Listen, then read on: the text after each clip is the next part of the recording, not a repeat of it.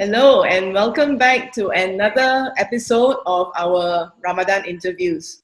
This time I have with me a really lovely lady, Darshini Mahendranathan, who is Head of Culture and Engagement at AIA.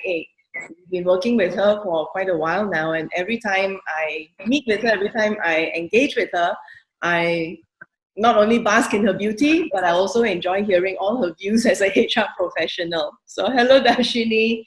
A very, very warm welcome to you. Thank you, Janet. And that was a very glowing introduction. So thank you for that as well. You've made my day. It's true. Every time that we meet up, every time you come over and we start chatting about all the things that you're doing for culture, it's always very inspiring. So Thank you. how has it been? How has it been working from home?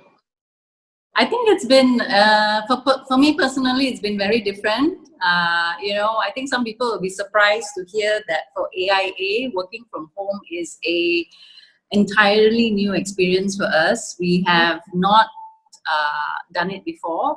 And, the irony was that for the past 1 year, we were actually seriously talking about it. And we even came up with proposals. And we went back to the drawing board so many times because there was always something that, was kind of like a roadblock, and we had to go back and we had to review our proposal and we had to see whether it would work. Because in AIA, we have a huge operations team. And, we always try to practice or roll out initiatives that would be fair to everyone.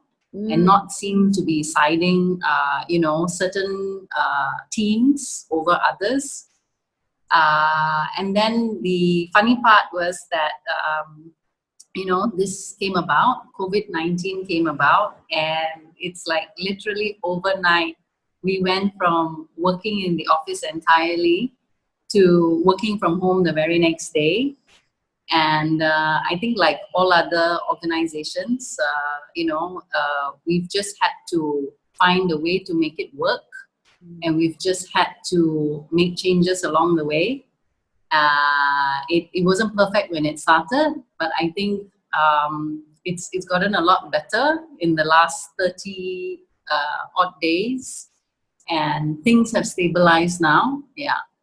So we have almost 85% of our workforce now working from home. Yeah. And the rest of them who are still working from our offices, it's because they are involved in very critical tasks, which doesn't allow them to do it from home, because some of it involves payments and things like that. So because of the systems involved or the equipment involved, they're not able to do it from home. Yeah. So we're happy with the progress that we've made. Yes. Yeah. I've been hearing that from several companies as well. They've been planning this work from home for a while, and suddenly all their plans are accelerated. Yeah, you heard the joke, right, about the digital transformation joke that was going around. It's like COVID-19 and not even, your CEO or chief technology officers who are behind it. Yeah, so that's the irony actually. Yeah. When you're really pushed against a corner, you have to do things that will, make it work. That's right. But, well, can always look at it as it's a silver lining in a way. And, these are the things that we tend to procrastinate until it becomes absolutely necessary. People are just such creatures of habit that if I can prolong my comfort zone a little while more, I will. Yeah. Yeah. Okay. And yes, go ahead. Now, I was going to say, we tend to think of all the reasons why it can't happen. I think we've been having that conversation as well, your team and our team, about, coming up with all the various reasons why something cannot happen, rather than coming up with all the reasons why it can happen. Yeah. Sometimes as human beings, we tend to channel all our creativity to the wrong reasons. Yeah, it's true. Okay, coming to this topic, Ramadan has just begun, and I'm curious to know, you have such a large team to take care of. What is it? Are there certain things that you started doing to make it easier for your people? Please share Yeah. with us. Yeah. So maybe before we talk about Ramadan, I should, just provide some context as well about how we have approached this whole MCO period. In terms of managing our workforce and keeping our people engaged as well. So we've passed the 1 month mark, and we're looking at another 2 weeks of this, right? So when it first started, I think because we are a multinational, we had the benefit of maybe our offices in China and Hong Kong as well, experiencing this ahead of maybe the rest of the region. And so they were already coming out with precautions around, health and safety measures. And as a company, we also started incorporating a lot of that into our day-to-day practices. So we had already started taking precautions in terms of ensuring, the safety of our people, the cleanliness of our offices and things like that as early as right after Chinese New Year, in fact. So a lot of that was around really the physical aspect and the environment. And then as we started approaching March, we were already looking at how we would maybe split our teams, because it seemed like, the infection rate was very high, and we wanted to ensure that as a essential service, and we're very critical functions, because a lot of our customers, we have about 3 million customers, and a lot of them rely on us for, hospital admissions, getting medical treatment, paying out claims and things like that. So these are critical areas of the business that cannot, suffer significant downtime. So even as early as end of February, we were already putting plans in place to split our teams so that the critical functions would be based out of 2 locations. So if one team were to, be affected, you still have the other team who can keep up with, those essential services. So I think we were more prepared in that sense. We were already having conversations around this and being very conscious about ensuring the health and safety of our people. And so when the MCO was announced, I think it wasn't as difficult for us to make the switch to working from home, because that was something that we were already talking about anyway. But I think the initial aspect of our plans were very much centered on the health, safety, and well-being of our people, because our business can only run with our people, healthy, safe, and able to be productive. And apart from the 2,600 employees that we have, we also rely on our agency force, essentially our insurance agents, and there are 14,000 of them. And they have face-to-face contact with our customers. So I think for us, it was not only about ensuring the safety of our agents as well, but also ensuring that they are not at risk and likely to spread any infection to our customers as well. So the conversations around moving to digital platforms was already happening even before the MCO was announced. So I think we were more prepared than going into it because of the initial plans that are in place. And then once the MCO started, and the focus was really on getting our people who were working from home, helping them to be as productive as possible. Because I think that's very important as well, right? If you're staying at home and you're kind of like under house arrest, you need something to do as well to make you feel like you're moving forward. Because if you're bored and you are alone, you just feel like you're stagnating. So for us, it was also about getting them equipped, so that they could continue to be productive. And as an organization, we could keep moving forward as well. So once the work from home started, a lot of the focus was then on equipping our people with the tools. So while we had a lot of our people who were desktop bound, we started procuring laptops in huge quantities to equip these people with laptops so that they could work from home. And then after that, it was connectivity issues, because some of them were, in areas or facing connectivity issues because they had the entire family at home, using up the bandwidth. Wi-Fi. Yeah, so our IT team has really, risen to the occasion, and they've really been working around the clock to solve a lot of these problems. Wow. And I think what helped a lot was just the constant communication with, the managers and the team leaders to try to understand what teams were going through, so that we could address those problems as they come up. So we have actually, even until now, we have almost daily meetings, the exco team and the next level, so that we can understand what are the issues that keep coming up, and then we can work on them as fast as possible. And then what we also have been doing is we communicate very regularly with our people, and the guiding principles have really been about just transparency, and sharing things that are happening as they are happening, so that people understand what's going on and they're not kept in the dark. Because I think when you are cut off from your team, and even your office, and the situation is so unusual right now, right? You feel like you're cut off from the rest of the world.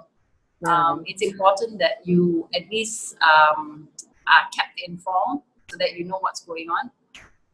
And that also provides a sense of, like confidence and hope, I think, for our people.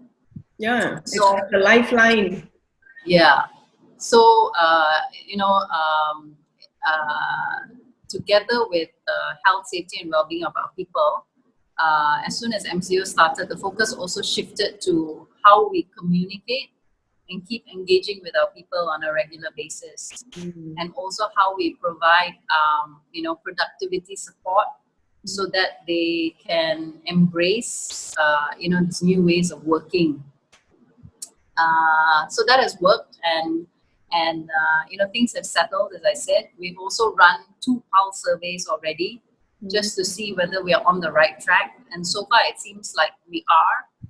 We've gotten positive responses. So our people tell us that they are worried about the MCO and its impact, but they are appreciative of all the measures that the company is taking to handle the challenges that have come up, and how leadership has responded to all these issues as well. So we're pretty it's quite heartening for us to know this now, because a lot of work has actually gone on behind the scenes, and it's a good thing that our employees get a sense of that as well. But I think now that the MCO is, it's going to be this way for some time. So even after the MCO is lifted, it's not going to be a return to normal, right? I think it'll be a while before we can even say back to normal. Yeah.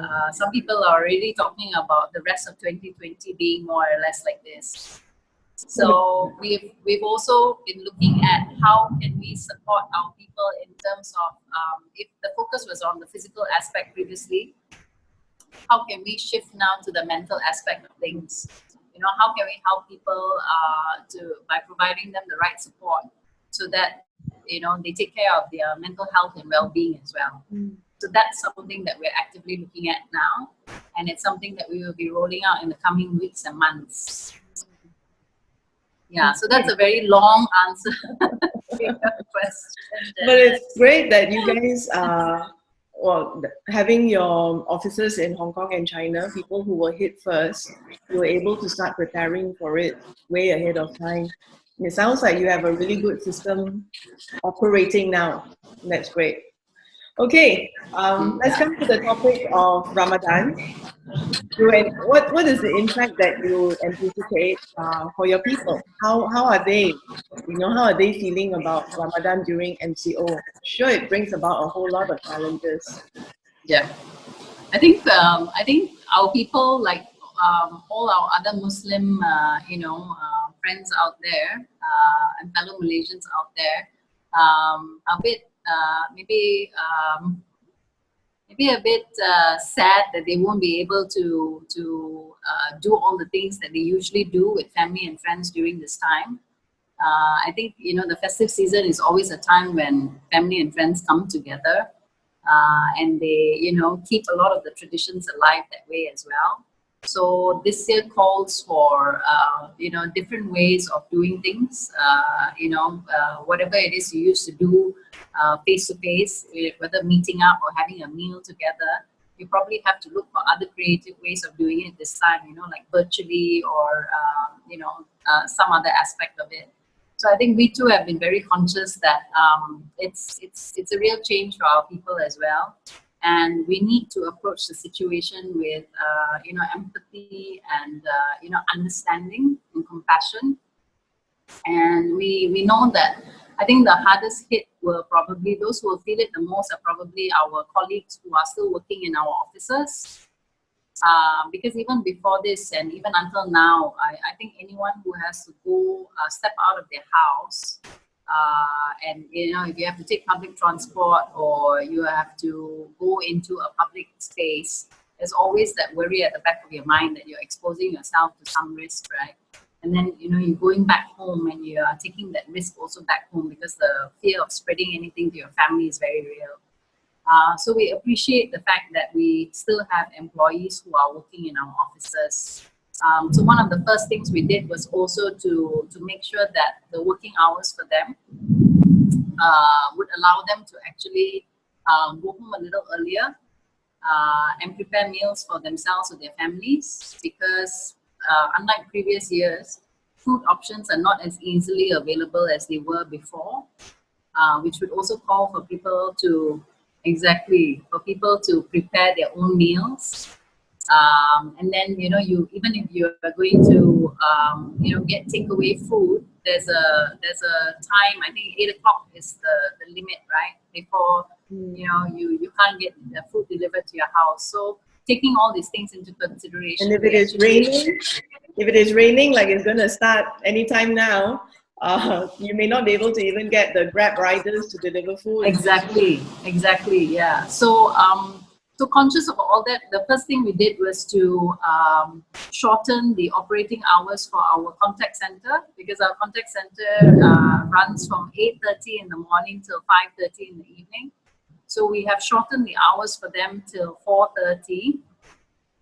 And for us, it's these kind of decisions are not easy decisions to take, because it also involves, like I mentioned, we have millions of customers out there. We also have thousands of agents who rely on us. So whenever we take a decision like this, it has to be something that is very well thought out, and we also have to engage all the relevant stakeholders. But we were able to do it because I think there's just a general understanding that what we're going through is very unique. And everyone is trying to be as understanding empathetic as possible. So we were pleased that we were able to announce that to our Muslim colleagues early this week.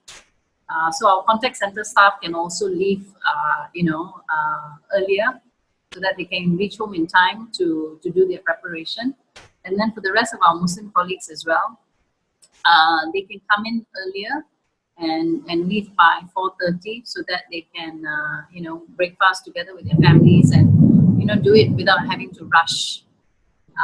Then further to that, I think we also appreciate that this is a time when they want to get together, whether it's to have a meal with their friends or just get together and talk to each other or whatever it is. But we feel that we have made so much of progress in terms of keeping our people and our officers safe, that we don't want to let our guard down now. So we've just come out with some guidelines this week, in fact, for those who are working in the office, just to make sure that they continue to be reminded about the some of the measures, especially physical distancing and things like that. So whatever they're doing, I think for us the mantra is just make sure you practice the adequate physical distancing and personal hygiene. So it's just about constantly reminding them, and also being a bit understanding about them wanting to get together in some way, but also being mindful that you won't be able to do it the usual way. So if previously you each used to bring a dish and share it together during the breaking of fast, now you can still do it, but you probably have to each take your turn to go to the table and get your food and still sit 1.5 meters apart to enjoy your food. So it's these things sound very basic, but I think it's also about reminding people and also having that understanding that that feeling will still be there, but it's about how do you help them to manage the situation so that everyone stays safe. It requires quite a bit of a behavior change. Because sometimes Yes. we're just so used to you meet each one, you salam, you hug, and Yeah. now it's like, oh, keep your You're distance. right. You're right.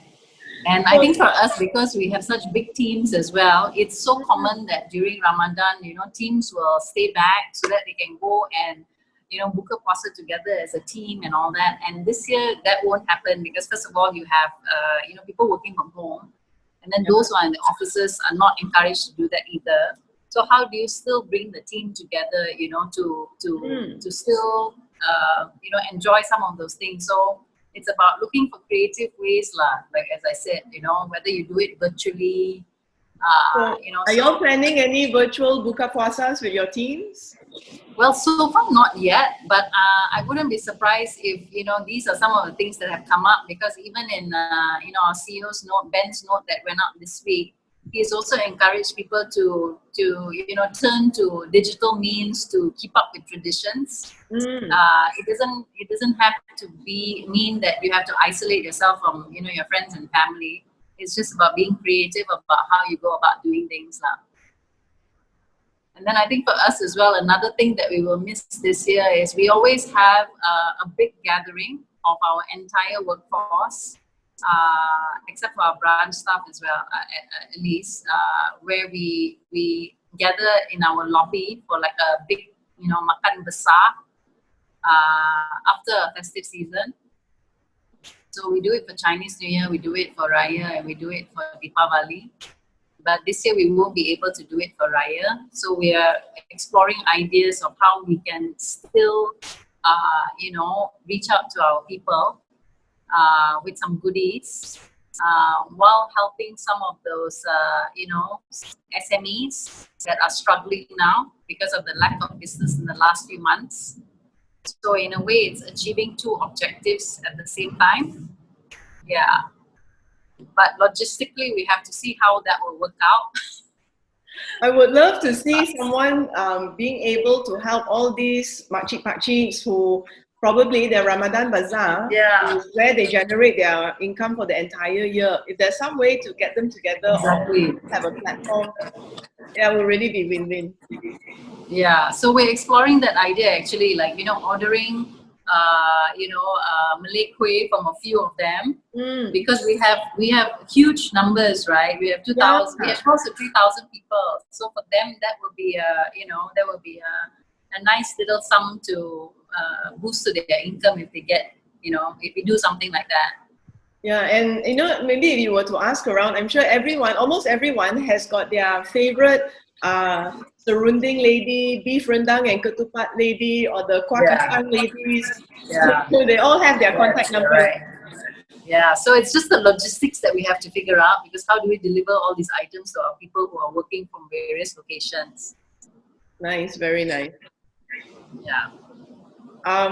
Anything else that you think your staff may need, especially what about those who are working from home, undergoing MCO at home? I think the challenges will be no different for them, because they still have, there's so much of added responsibility now for them as well, right? In terms of, caring for their families, cooking. Some of them even have, parents or parents-in-law staying with them. So conscious of that as well, we have said that, the shortened hours applies even for those working from home. Because we appreciate that they do still have responsibilities just like everyone else. And in fact, sometimes it's even harder when you're working from home. Like sometimes I have a chat group with my girlfriends, and one of them says that she's still able to work in the office, and she actually finds it.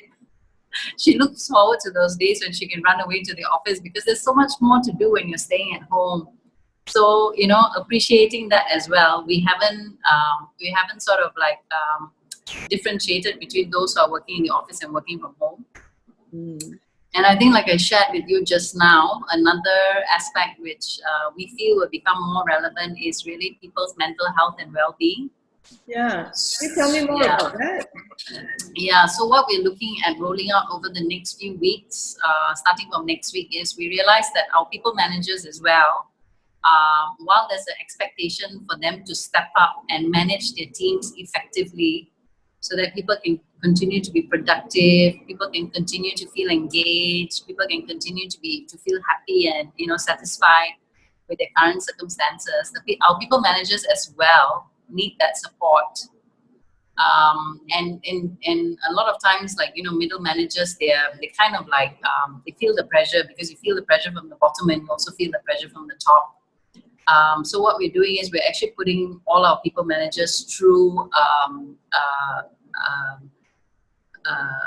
a training program, um, where they will be coached and taught practical applications they can use based on psychological approaches that they can use with their team, so that they learn to lead with empathy, which is so important during these kind of uncertain times. Yeah.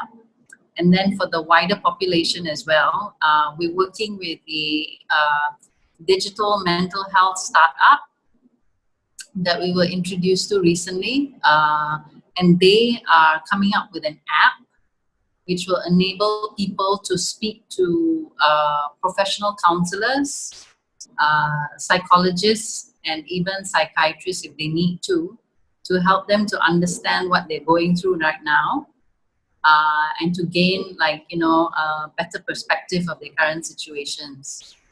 So we want to do this as well because we know that people might be experiencing certain things and they might not know whether what they are feeling is normal, or if they may need some professional help. So what this app allows our people to do is for them to individually reach out if they feel they need that support, and to have this they can even have daily conversations with a counselor or a psychologist, which they choose on the other via the app. And that person just helps them to either be just a listening ear, or to help them gain a different perspective on whatever it is they're going through, so that they get better control of their situation and their environment. Yeah, I think that is very important for people to feel that they are not alone in this. Yes. And sometimes if you can reach out and get some kind of support, it can actually stop it from progressing all the way into depression. Exactly. Yeah. So this is preventative. It's not meant to diagnose illnesses or prescribe medication or stuff like that. It's exactly like what you said. It's to stop a problem from even developing, by helping that person to gain more perspective and more control over their lives. And what we like about it is, because it's an app, people don't have to feel like there's a stigma that will be they'll be attached to it if they reach out, and they can do it whenever, anytime. You basically have a coach on the go anytime you need the person's help. So that's something that we're quite excited about, and we are working out the details, and we hope to launch it soon. So all of this coming together, we hope that it's we're actually creating something that's sustainable and will have a long-term impact, rather than just kind of like those nice to have things which you do in bits and pieces, but only last for that point in time. Yeah. Would it be okay for you to share the contact of these people? Because there may be other companies that could also benefit from their services. Yeah, sure. I mean, the name of this startup, it's actually called Thoughtful. It's thought, and then the full, F as in FULL. Oh, okay. Yeah, and we were actually introduced to them because through our AIA Vitality team. As you know, AIA, we have this insurance and health integrated program that is backed by behavioral science. It's a very comprehensive program, and we have enlisted quite a few partners as well, working with us on several pillars of that program. And since last year, mental health has been one of the pillars that we've been looking to introduce as part of the AIA Vitality program. And that is how we actually came to know of Thoughtful through our Vitality colleagues. And then when we were talking about this is how they, asked us if we wanted to start a conversation with them. Okay, great. And things have moved quite quickly actually in the last 1 week. So, yeah. Okay, Darshini. So let me try to recap the main points that you have covered in this slide here. So first is to approach the situation with empathy and sensitivity. Then I heard you say that working hours for all Muslims, regardless of whether they're working at home or on site, to shorten it to 4:30 so that they can go home and prepare for Ramadan, prepare for the Buka Puasa. Also coming from a transparency, which is very important in a time of crisis, to engage all stakeholders in the decision-making process. Next is to turn to digital means to keep your traditions alive. Have your virtual Buka Puasa instead of doing it in the lobby of your building. And then the fourth one is something that I'm really particularly very close to my heart, and I really hope someone does it, is to order kuih and all your favorite rendang and ketupat from all these small enterprises, the makcik-pakciks that set up their stores at the Ramadan Bazaar. And also very, very heartening to hear that the company is putting in a lot of effort to take care of people's mental health. We seem to be hearing more and more incidences of people feeling that not able to handle the stress and all the things that come up, even before MCO. But now, I think things are just being accelerated, and it's great that you already have in mind to launch this app that can help people take care of themselves. It's really wonderful, all the things that you guys are doing. Thanks, Anna. Just to wrap up, is there anything that you'd like to share? Any last words that you'd like to share with all the other managers of companies out there? I think just one thing that resonated with me from an article I read recently, I think a lot of companies strive for perfection as well during times like this. And a lot of nerves get shot to pieces as well, because you have managers who are still pushing their teams, because they worry about productivity and things like that. So I think more than perfection, people just have to understand that everyone is going through a very unique situation, and what we're going through is really unprecedented in so many different ways. And we're looking at such an extended period. It's not just a few weeks now that we're talking about. We're talking about a few months, and some people even say that 2020 is pretty much pretty much a write-off in so many ways. So I think let's not keep harping on perfection.